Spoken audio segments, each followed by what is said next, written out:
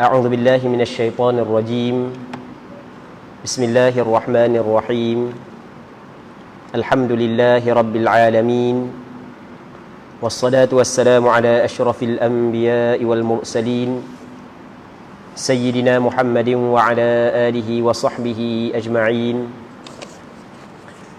اللهم رب اشرح لي صدري ويسر لي أمري واحلل عقدة من لساني يفقه قولي ولا حول ولا قوة إلا بالله العلي العظيم اللهم انفعنا بما علمتنا وعلمنا ما ينفعنا وعلمنا ما جهلنا وذكرنا ما نسينا اللهم يسر ولا تعسر رب تمم بالخير اللهم افتح علينا فتوح العارفين وفقنا توفيق الصالحين اللهم لا سهل إلا ما جعلته سهلا وأنت تجعل الحزن إذا شئت سهلا.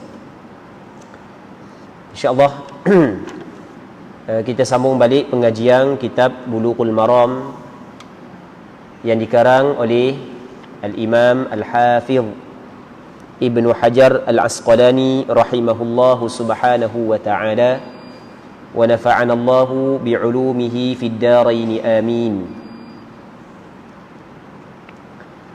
Kita hadis yang ke-612 daripada kitab Bulughul Maram.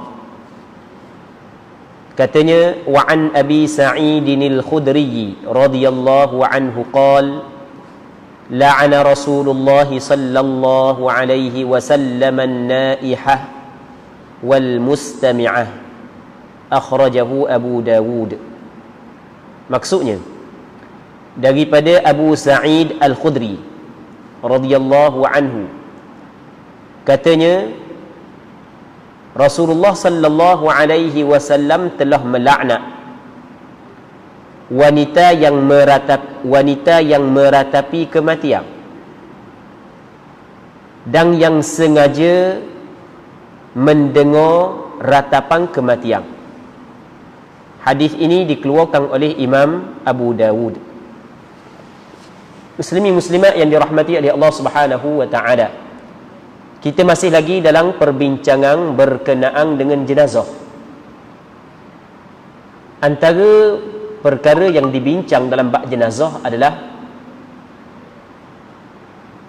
perkara yang dibincang dalam bab jenazah yang dinamakan dalam istilah ulama sebagai niyahah ataupun cakap kita meratapi kematian.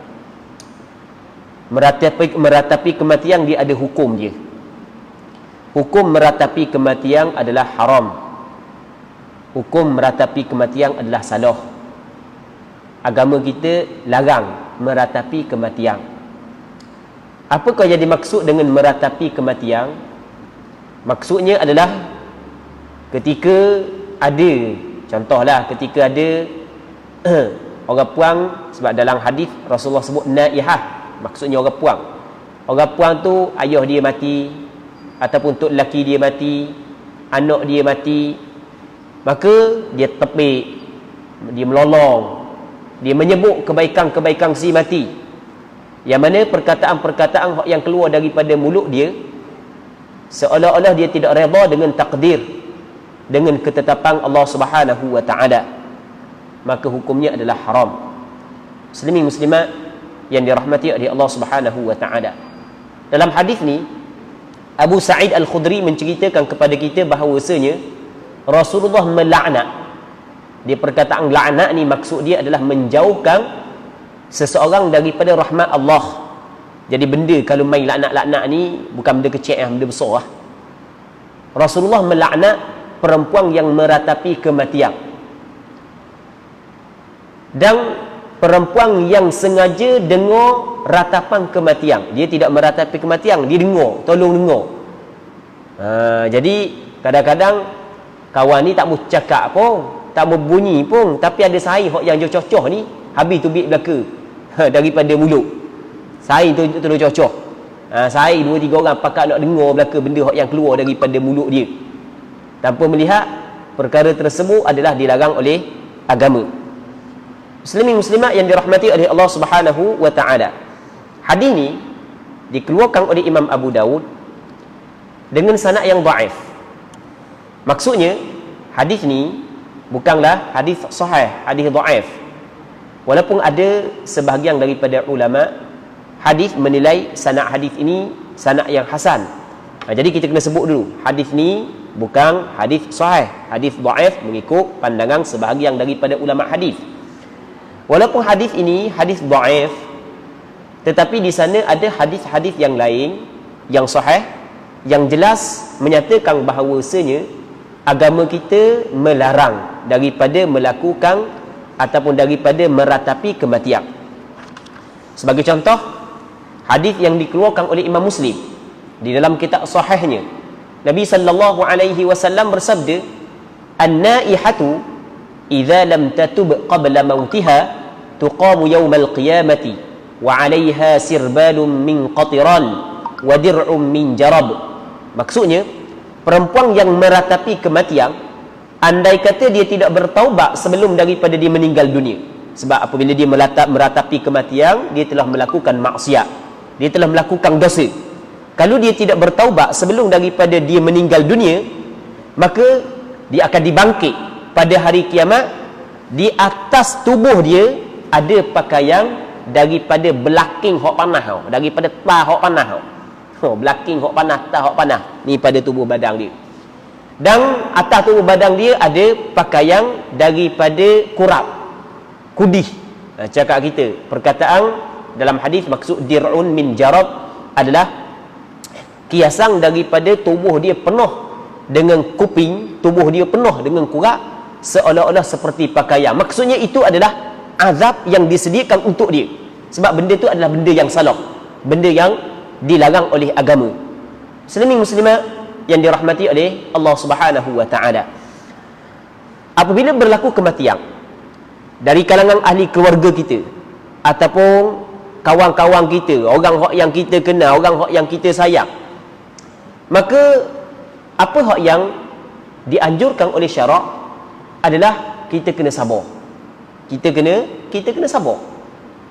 Itu hak yang pertama sekali. Kematian orang hak yang kita sayang, orang hak yang kita kasih, dia termasuk dalam musibah yang menimpa kita. Dan apa yang dituntut kepada kita ketika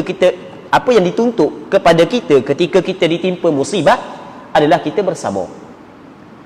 Kita bersabar dan kita redha dengan takdir Allah Subhanahu wa taala. Kalau menangis, hak tu tidak salah. Hanya menangis, hak tu tidak salah. Bahkan sahabat Rasulullah dan Rasulullah sallallahu alaihi wasallam sendiri beberapa kali mengeluarkan air mata ketika ada sebahagian daripada sahabatnya, sebahagian daripada keluarganya meninggal dunia. Kalau sekadar nangis, hati sedih, hal tu biasa. Sebab manusia kan ada perasaan belaka kan. Kehilangan orang yang tersayang memang sedih. Usah kata orang hilang cicing sebetuk pun sedih orang puang. Cicing sebetuk je. Padahal tu lelaki beli bukan cicing emas pun, walau je cicing emas. Tu sedih hilang hak sebetuk oh. Lepas tu khabar mula kata bukan cicing emas abang hilang, beli beli hak murah je. Tu kau sedih ke marah pula. Jadi nak cerita mana? So kata hilang manusia, hilang orang, hilang cicing sebetuk pun kita sedih. Itu biasa dah sebab kita ada perasaan. Hak tu tidak dilarang oleh syarak. Hak yang syarak larang adalah kita mengucapkan perkara-perkara hak yang pada perkara tersebut menunjuk bahawasanya kita saat itu tidak redha dengan ketetapan Allah Subhanahu wa taala. Zaman kita ni, kita kena letak selagi bukan setakat ucapan, bahkan penulisan dalam Facebook pun sama. Tidak cakap pun. Tapi daripada penulisan tersebut jelas dia saat itu meratapi kematian. Maka hukum dia sama juga dilarang oleh syarak. Muslimin muslimat yang dirahmati oleh Allah Subhanahu wa taala. Seterusnya katanya wa an ummi Athiyyah radhiyallahu anha qalat akhadha alaina Rasulullah sallallahu alaihi wasallam alla nanuh, muttafaqun alaih. Daripada Ummi Athiyyah radhiyallahu anha katanya Rasulullah sallallahu alaihi wasallam telah mengambil janji daripada kami ketika kami berbai'ah dengan Nabi sallallahu alaihi wasallam untuk tidak meratapi kematian. Jadi sahabat Rasulullah sallallahu alaihi wasallam melakukan bai'ah, berbai'ah dengan Nabi sallallahu alaihi wasallam. Dan antara apa hak yang disebut dalam bai'ah tersebut kepada para perempuan adalah kami, yakni para perempuan, tidak meratapi kematian. Sebab dia orang perempuan ni hati dia tidak seperti hati orang lelaki, hati dia lembut. Maka Rasulullah sallallahu alaihi wasallam berbai'ah dengan perempuan, antara benda hak yang ada dalam bai'ah tersebut adalah kami tidak meratapi kematian. Jadi Rasul larang. Hadis ini dikeluarkan oleh Imam Bukhari dan Muslim. Jadi kalau kita tengok hak yang hadis sebelum, orang puang, hak ni pun orang puang. Tapi kita kena faham, bukanlah hanya dilarang kepada perempuan, tetapi orang lelaki sama juga hukum dia dilarang. Cuma dalam hadis sebut perempuan banyak kerana biasanya perkara tersebut datang daripada orang puang. Biasanya benda tu datang daripada orang puang. Orang lelaki ni tambah-tambah dulu hidup perang semua orang. Mu tetok aku tetok mu, orang tu mati, jadi duk tengok semua orang mati dulu di zaman Rasulullah perang kan. Jadi maksudnya kerahlah sikit berbanding dengan orang puang ni. Tapi hukum dia bukanlah khusus untuk perempuan, bahkan hukum dia adalah umum. Muslimin muslimat yang dirahmati oleh Allah Subhanahu wa taala. Seterusnya wa an Umar radhiyallahu anhu عن النبي صلى الله عليه وسلم قال الميت يعذب في قبره بما نيح عليه متفق عليه. Daripada Sayyidina Umar radhiyallahu anhu, daripada Nabi sallallahu alaihi wasallam, katanya mayat diazab di dalam kuburnya kerana ratapan orang yang menangisinya. Hadis muttafaqun alaih, dikeluarkan oleh Imam Bukhari dan Muslim. Jadi dalam hadis ni Sayyidina Umar menceritakan kepada kita bahawasanya mayat, orang mati itulah, dia diazab dalam kubur. Jadi antara perkara yang wajib kita kena beriman adalah sabit azab kubur. Wujudnya azab kubur, adanya azab kubur. Tapi azab kubur ni bukan semua orang kena, bukan semua. Dia dalam kubur ni dia ada 3 perkara yang berbeza. Ada 3 perkara yang berbeza, yang berlainan, yang wajib kita kena percaya kerana benda ni disebut oleh Nabi sallallahu alaihi wasallam.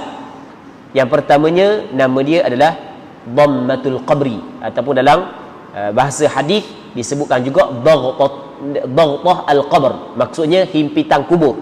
Dia himpitan kubur, dia lain daripada azab kubur. Himpitan kubur. Himpitan kubur pernah hamba sebut sebelum daripada ni, lama dah lah, sebelum PKP sebut. Jadi himpitan kubur ni adalah suatu perkara, suatu peristiwa yang akan dilalui oleh setiap orang yang meninggal dunia. Sama ada orang tu baik ataupun tidak, sama ada orang tu mukallaf ataupun tidak. Sehingga kan Nabi sallallahu alaihi wasallam menyebut bahawasanya lau kana ahadun najiyan minhu, kalau sekiranya, kata Rasul, innalil qabri daghtah, sesungguhnya bagi kubur ada himpitannya. Kalau sekiranya ada orang yang terselamat daripada himpitan kubur, nescaya Sa'ad bin Mu'adz, seorang sahabat Rasul yang cukup hebat, pasti akan terselamat. Tapi Sa'ad bin Mu'adz yang ketika hari kematian dia, arasy Allah Ta'ala bergoncang, pintu langit terbuka, 70,000 malaikat yang menghadiri jenazah dia, kata Nabi sallallahu alaihi wasallam pun tidak terselamat daripada himpitan kubur. Andai kata ada orang yang terselamat daripada himpitan kubur, nescaya akan terselamatlah kanak-kanak ini, baby ni, bayi ni. Ada seorang budak yang mati di zaman Nabi sallallahu alaihi wasallam. Rasul kata kalau ada orang terselamat daripada himpitan kubur, pasti budak ni akan terselamat. Maksudnya tidak ada pun orang yang terselamat daripada himpitan kubur. Cuma berbeza himpitan kubur yang dilalui oleh seseorang daripada seseorang yang lain. Ia berpandukan ataupun ia perbezaan tersebut adalah dengan dilihat kepada amalan-amalan yang dibawa. Dengan dilihat kepada amalan-amalan yang kebaikan yang dibawa oleh orang yang mati. Okey, itu yang pertama, himpitan kubur. Yang keduanya adalah fitnah kubur. Fitnah kubur lain pula. Dia fitnah kubur lain daripada himpitan kubur. Fitnah kubur lain daripada azab kubur. Fitnah kubur ni adalah soal pertanyaan mungkar nakir dalam kubur tu. Tu dia panggil fitnah kubur. Baik, fitnah kubur bukan semua orang hak yang melalui. Orang hak yang di sana ada sebahagian daripada hamba Allah yang terselamat daripada himpitan kubur. Yang ketiganya azab kubur. Baik. Jadi dalam hadis ni Nabi SAW menceritakan kepada kita bahawasanya ni benda gaib. Benda gaib kita tidak dapat tahu melainkan dengan wahyu. Kita nak tahu mana benda gaib, benda yang bukan boleh kita tengok dengan mata kepala kita. Kita pergi kubur, tak kira kubur siapa, kubur orang Islam ke, kubur orang kafir ke, tak pernah sekali pun kita tengok orang yang dalam kubur diseksa. Tapi oleh kerana benda ni dibawa oleh Nabi SAW, maka menjadi kewajipan kepada kita kena percaya. Baik, itu yang dinamakan sebagai orang beriman. Jadi dalam hadis ni Rasulullah menyebut bahawasanya mayat diazab di dalam kuburnya. Sebab benda diazab kerana kesalahan yang dilakukan oleh keluarga dia, oleh orang yang meratapi kematian dia. Kesalahan orang lain buat sampai ke mayat pun kena seksa. Mayat kena seksa sebab kesalahan yang dilakukan oleh orang lain. Muslimin muslimat yang dirahmati oleh Allah Subhanahu wa taala. Dia pada asalnya seseorang dia tidak menanggung kesalahan dan bebanan orang lain. Allah Taala sebut dalam Quran, wala taziru waziratun wizra ukhra. Seseorang dia tidak menanggung bebanan dan kesalahan orang lain. Alla taziru waziratun wizra ukhra wa an laysa lil insani illa ma sa'a. Itu asal. Tidak ada bagi seseorang melainkan apa yang diusahakan. Tetapi dalam masalah meratapi kematian, ketika ahli keluarga meratapi kematian, duk nolong, duk sebut kebaikan-kebaikan si mati sebagaimana hak yang dilakukan oleh orang-orang Arab jahiliah dulu, maka menyebabkan mayat hak yang duduk dalam kubur kena seksa. Ni hak yang disebut oleh Nabi SAW. Dan apa jadi gitu? Padahal bukan kesalahan yang dilakukan oleh mayat. Jawapannya adalah kerana mayat ada sumbangan juga dalam perbuatan tersebut. Benda sumbangan dia, kata ulama, adalah keluarga dia memang menjadi adat kebiasaan begitu. Apabila orang mati, dia pakat nolong, pakat menangis, pakat meratapi kematian. Jadi mayat masa dia hidup, dia tengok semua benda tu berlaku, tapi dia tidak cegah, dia tidak halang, dia tidak larang. Jadi seolah-olah dia reda maksiat perkara tersebut berlaku. Jadi dan dia yakin apabila dia mati, benda tu akan dilakukan untuk dia. Maka disitulah dia termasuk dalam golongan orang yang reda dengan maksiat. Reda dengan maksiat dikirakan maksiat. Walaupun perbuatan orang lain tetap dia kena seksa kerana dia tidak cegah keluarga dia masa dia hidup dulu daripada melakukan hal tersebut. Muslimin muslimat yang dirahmati oleh Allah Subhanahu wa taala. Ataupun dia saat itu berpesan, dia berwasiat, kalau aku mati, mu jangan lupa lah. Mu jangan lupa, tolonglah ajak 2-3 orang pakat menangis. Ajak 2-3 orang pakat menangis. Wih, puas sikit seorang pun tak apa. Pakat menangis, biar walau pun pakat menangis. Kalau boleh mupuh banyak dalam Facebook, buat nolong mereka. Contoh. Okey, jadi dia saat itu menyuruh melakukan kejahatan. Jadi apabila dia suruh melakukan kejahatan, maka dia telah terlibat sama. Sebab itulah orang lain buat, dia kena kerana dia perintah, ataupun dia tidak larang benda tu berlaku di depan mata dia. Kita ni, apa yang dituntut kepada kita, muslimin muslimat yang dirahmati oleh Allah Subhanahu wa taala, adalah ketika kita melihat kemungkaran, wajib kita kena cegah. Kalau kita tidak cegah, kita reda dengan kemungkaran, na'udzubillah min dzalik, semoga Allah Subhanahu wa taala mengampun kesilapan kita, maka kita terlibat sama. Nabi sallallahu alaihi wasallam bersabda dalam hadis yang diriwayatkan oleh Imam Muslim dalam kitab sahihnya, "Man ra'a minkum munkaran falyughayyirhu bi yadihi, fa in lam yastati' fa bi lisanihi, fa in lam yastati' fa bi qalbihi, wa dzalika adhaful iman." Sesiapa di kalangan kamu melihat, kata ulama, man ra'a, ni ra'a di sini dengan makna alima. Bukan hanya setakat melihat, bukan mengetahui pun masuk. Aku tak tengok tapi aku tahu. Sama juga. Bukan hanya melihat. Man ra'a minkum munkara ay man 'alima minkum munkara. Sesiapa yang mengetahui ada kemungkaran walaupun dia tidak tengok. Tidak tengok, tapi orang kabur ke dia. Orang yang kabur dia orang fiqh saja, orang ramai kabur dia kata sini maksiat, ni maksiat. Orang ni orang lelaki tapi dia jadi puang. Dia ngaku puang, tahu belaka dah. Jadi wajib lah, kena cegah lah. Wajib lah. Abu tak tengok pun, tak tengok. Nak tengok mana kena selok diri nak tengok kan. Tapi orang hak kabur saat ni tu, orang hak yang siqah, orang hak yang boleh dipercayai ramai pula kabur saat ni tu, kita kena pakat cegah lah. Lok gitu tak boleh. Bukan mesti kena tengok. Baik, muslimin muslimat yang dirahmati oleh Allah Subhanahu Wa Taala. Jadi apabila kita melihat kemungkaran, apabila kita mengetahui ada kemungkaran, apakah kewajipan ke atas kita? Kewajipan ke atas kita yang pertama adalah kita kena ubah kemungkaran tersebut dengan tangan. Kalau tidak mampu, dengan mulut. Kalau tidak mampu, dengan hati. Benci dengan hati terhadap maksiat tersebut. Jangan kita redha. Kalau redha, maka bermakna kita suka kepada maksiat, maka kita terlibat sama. Semoga Allah Subhanahu Wa Taala mengampuni dosa kita. Banyak mana maksiat yang berlaku di hadapan mata kita, tetapi oleh kerana benda tersebut dilakukan oleh orang yang rapat dengan kita, akhirnya kita berdiam diri. Itu sebenarnya adalah suatu musibah lah untuk kita, sebab dosa kita kalau kita lock gitu. Tapi bukanlah mesti kita kena ngamuk, bukan. Pandai-pandailah. Maksudnya kita pandai-pandailah cegah tersebut dengan penuh hikmah. Ud'u ila sabili rabbika bil hikmati wal mau'izatil hasanah. Mungkin seru kepada jalan Tuhanmu dengan hikmah, dengan bijaksana, dan pengajaran yang elok. Pandai-pandailah. Tak boleh pakai kata gini pok hok yang tua pun nak cabut piah tengok pakai ketak gini. Pandai-pandailah maksudnya. Jadi pendek kata, ada juga daripada kita benda sumbangan kita cegah kemungkaran tersebut agar kita tidak termasuk dalam orang yang redha dengan maksiat. Orang yang redha dengan maksiat dikirakan berdosa. Sama dengan masalah yang kita bincang ni, muslimin muslimat yang dirahmati oleh Allah Subhanahu Wa Taala. Jadi mayat diazab dalam kubur dengan sebab ratapan kematian yang dilakukan oleh orang hidup.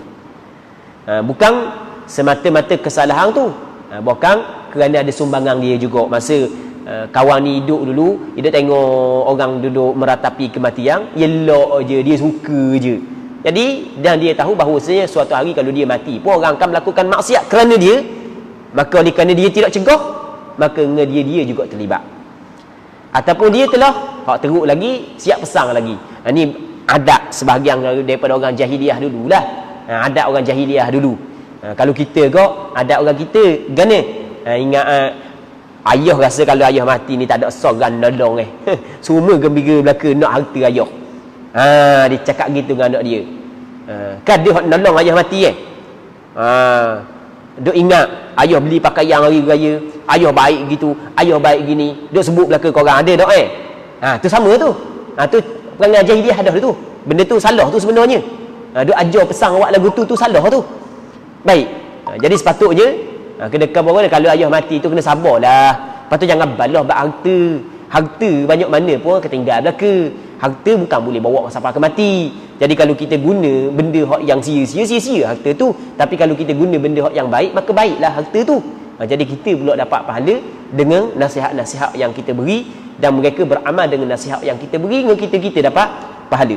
Muslimin muslimat yang dirahmati oleh Allah Subhanahu Wa Taala. Abang dah sebut juga selagi benda walaupun di luar tajuk yang kita bincang, tapi ada sedikit maksudnya ada sedikit persamaan antara perkataan yang biasa kita dengar ataupun pernah kita dengar kan. Jadi dia kata kalau bini buat maksiat, tok lelaki tanggung dosa. Kalau bini buat maksiat, tok lelaki tanggung dosa. Kalau anak buat maksiat, ibu bapa tanggung dosa. Sebenarnya perkataan tersebut perlu diperincikan lagi. Kita nak kata betul 100% pun tak boleh, nak kata salah 100% pun tak boleh. Jadi bini buat maksiat, tok lelaki tanggung dosa. Nak kata betul perkataan ni, nanti dulu. Nak kata salah pun tak boleh juga. Ada tempat betul, ada tempat salah. Kita kena tahu bahawasanya bini kita, dia adalah mukallaf. Sebagaimana kita mukallaf, dia adalah mukallaf. Dia juga mukallaf. Sebagaimana kita ada bebanang syarak atas pada kita, dia juga ada bebanang syarak di atas pada dia. Ketika bini kita melakukan kesilapan, kesalahan, dosa, maka dia menanggung dosa. Ketika kita melakukan kesilapan dan kesalahan, kita yang menanggung dosa. Sama juga anak dengan ibu bapa. Kalau bini buat dosa, adakah tok lelaki juga berdosa? Tok lelaki, adakah tok lelaki tanggung dosa bini? Kalau maksud tok lelaki tanggung dosa bini, bini tak ada dosa langsung, semua dosa atas pada tok lelaki. Oh, nyanyi orang lelaki. Oh, nyanyi orang lelaki. Orang puang buat dosa, sedap ada buat dosa, orang puang ada bersih umur. Orang lelaki kena tanggung dosa. Memang nyanyi lah. Baik. Dia kalau sekiranya bini ke anak buat dosa, tok lelaki tanggung tak dosa? Ayah tanggung tak dosa?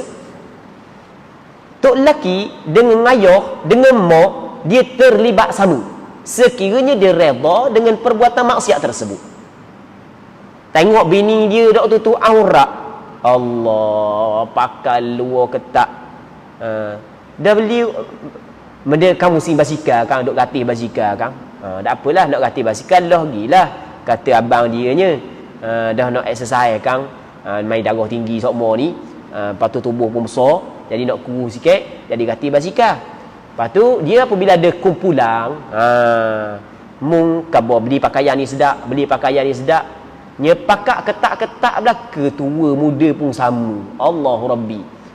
Dia pakai pakaian hak yang membentuk tubuh orang lelaki ke orang puang ke, hukum dia tak boleh.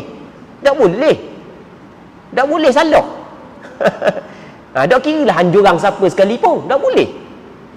Nya pakak beli. Jadi tok lelaki dia tengok, oh, suka tok lelaki. Bini pakai betuk tubuh hak tapak gunung nampak gunung, hak tapak lembah nampak lembah. Baik, orang suka tok lelaki. Tok lelaki bingung, tok lelaki dapat dosa. Dosa sebab apa? Sebab reda dengan maksiat. Sekarang ni maksiat berlaku di dalam keluarga dia. Dia tidak larang, maka dia terlibat sama. Bini dia melakukan maksiat, dosa. Tok lelaki dia bukan melakukan maksiat, tetapi reda dengan maksiat yang dilakukan oleh bini dia. Sama juga anak dengan ibu bapa. Sama juga. Tetapi kalulah bini dia dak tutup aurat, pakai skirt umur 50 pun pakai skirt lagi. Nampak peha, nampak pusat. Contoh kita kata tidak menutup aurat sebagai contoh. Tok lelaki dia dak dekat nak kabar dah, buih mulut dah kabar. Marah sokmo dah, larang sokmo dah. Tapi gitulah. Marah sokmo dah tok lelaki duk mari masjid, duk mari surah, pakai piyah, pakai serban, pakai jubah, mai bini lagu tu. Oh, dak akan nak kabar dah tok lelaki. Jadi lepas dah bagian tok lelaki. Tak ada dosa. Sebab dia telah cegah kemungkaran tersebut. Tu kita kena faham. Tidak boleh kita kata secara umum orang puang kalau buat dosa tok lelaki ditanggung. Tak kena. Dia tok lelaki terlibat sama andai kata tok lelaki tu reda dengan kejahatan yang dibuat oleh isteri. Kalau cegah dah, lepas dah. Kita jangan pakai pukul rata gitu. Kalau pukul rata gitu, nyaknya kepada Nabi Allah Nuh, nyaknya kepada Nabi Allah Lut. Sebab apa? Sebab isteri Nabi Allah Nuh dan Nabi Allah Lut semuanya kufur. Wa daraballahu mathalan lil ladzina kafaru imra'ata Nuh wa imra'ata Lut kanata tahta 'abdayn min 'ibadina salihain fakhanatahuma falam yughniya 'anhuma min Allah syai'a wa qila dukhulan nar ma'ad dakhilin. Adakah maksiat yang dilakukan oleh isteri Nabi Allah Nuh, isteri Nabi Allah Lut, Nabi Allah Lut dan Nuh terlibat sama? Tidak. Sebab dia siang malang dah kabar, siang malang dah cegah kemungkaran, siang malang dah ajak kepada mentauhidkan Allah, tidak melakukan maksiat, meninggalkan maksiat. Tapi degi juga bini dia. Okey, lepaslah bagian dia. Tu kita kena faham, muslimin muslimat yang dirahmati oleh Allah Subhanahu wa taala. Seterusnya katanya, walahuma nahwuhu 'anil Mughirah bin Syu'bah, dan bagi keduanya yakni Bukhari dan Muslim telah meriwayatkan pula hadis yang sama melalui Al-Mughirah bin Syu'bah radhiyallahu anhu. Jadi hadis yang menceritakan tentang perkataan Rasulullah khabar mayat diazab dalam kubur dengan sebab ahli keluarga meratapi kematian, bukan hanya daripada Sayyidina Umar, bukan daripada 3 orang sahabat. Dalam Bulughul Maram riwayat 2. Yang pertamanya daripada Sayyidina Umar, yang keduanya daripada Mughirah bin Syu'bah, yang ketiga daripada Abdullah bin Umar. 3 orang sahabat Rasulullah menceritakan hal yang sama. Baik, muslimin muslimat yang dirahmati oleh Allah Subhanahu wa taala. Seterusnya, wa an Anas radhiyallahu anhu qala syahidtu bintan lin-nabiy sallallahu alaihi wasallam tudfan wa Rasulullah sallallahu alaihi wasallam jalisun 'indal qabr fara'aitu 'ainaihi tudfan fara'aitu 'ainaihi tadma'an, rawahu al-Bukhari. Maksudnya, daripada Sayyidina Anas bin Malik radhiyallahu taala anhu, katanya, aku menyaksikan jenazah puteri Nabi sallallahu alaihi wasallam dikebumikan, sedangkan Rasulullah sallallahu alaihi wasallam duduk berhampiran kuburnya, dan ternyata ku lihat air mata baginda sallallahu alaihi wasallam berlinangan. Baik, hadis ini dikeluarkan oleh Imam Bukhari di dalam kitab sahihnya. Jadi Anas bin Malik menceritakan, satu ketika, satu hari itu, anak perempuan Rasulullah meninggal dunia. Anak perempuan Rasulullah semuanya 4 orang. Anak perempuan Rasulullah 4 orang semua sekali. Zainab, Ruqayyah, Ummu Kulthum, Fatimah. Dan anak Rasulullah 4 orang tu, 3 daripada 4 mati sebelum daripada Rasulullah. Zainab mati sebelum daripada Rasulullah. Ruqayyah, Ummu Kulthum mati sebelum daripada Rasulullah. Malaikat Fatimah sahaja mati selepas daripada Rasulullah, lebih kurang dalam 6 bulan lepas daripada kewafatan Rasulullah. Mati Fatimah. Jadi ketika hidup Rasulullah, anak perempuan dia meninggal dunia.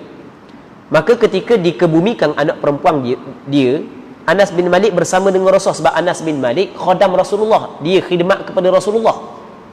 Jadi dia tengok Rasulullah sallallahu alaihi wasallam duduk di tepi kubur anak dia, sambil air mata Rasulullah sallallahu alaihi wasallam mengalir.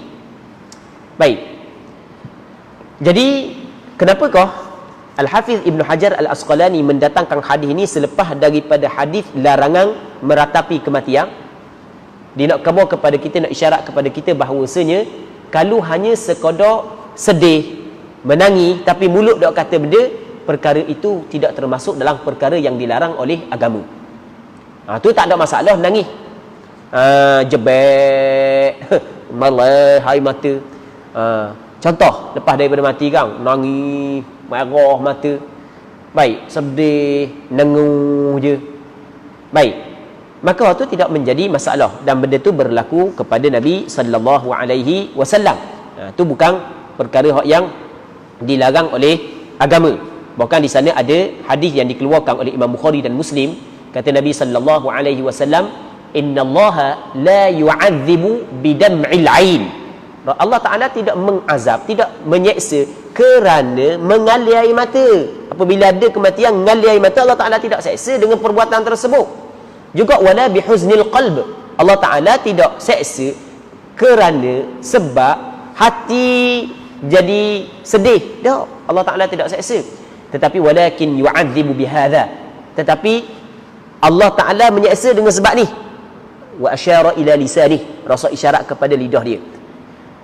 Jadi Allah Ta'ala menyeksa dengan sebab lidah, au yarham, ataupun Allah Ta'ala memberi rahmat dengan sebab lidah.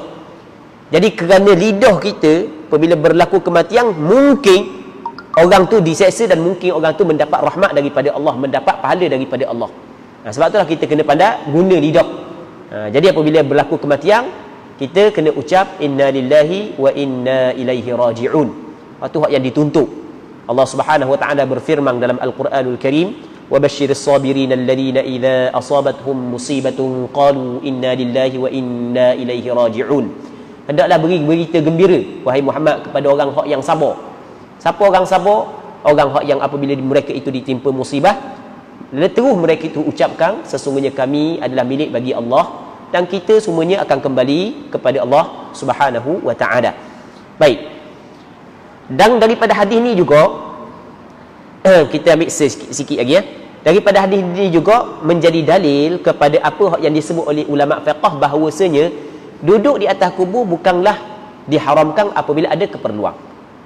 Dan benda ni kita pernah bincang sebelum daripada ni. Sebab Rasulullah sendiri pernah duduk ketika proses pengebumian anak perempuannya. Baik.